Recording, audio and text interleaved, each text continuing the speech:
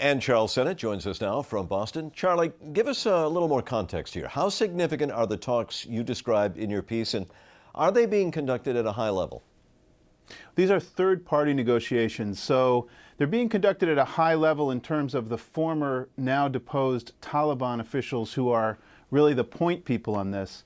But I don't think, I don't want to sort of overstate the case. We're seeing those Taliban officials talking to insurgent leaders in the field, including Mullah Omar, but we're not hearing that there are very high talks involved on the part of the Afghan government nor the U.S. government yet. So this is still preliminary, but a very important, I think a very important framework being laid for these negotiations to go forward. And what would you say the chances of success are at this point?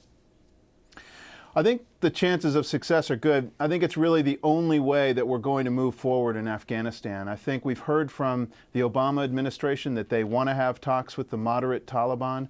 We've heard from General Petraeus that a large part of the counterinsurgency campaign will include separating what he calls reconcilables from irreconcilables.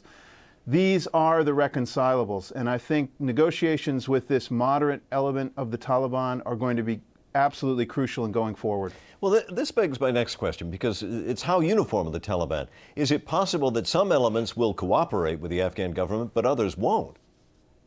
Absolutely. I think you put your finger right on it. It's the most important distinction to make right now is who are the Taliban? There are several Talibans. There's the Pakistani Taliban and there's the Afghan Taliban. Within the Afghan Taliban, it's been described to me as roughly 10% could be considered moderates or reconcilables. Another 10% are hardline insurgents and irreconcilables.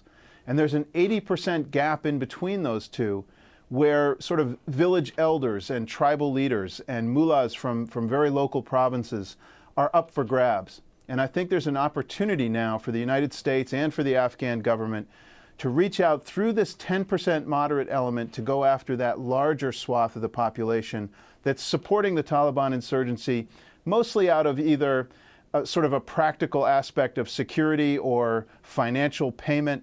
And I think these are the folks who really can be brought in from the cold. Charles Sennott of GlobalPost, just back from Afghanistan. Thanks very much. Thank you.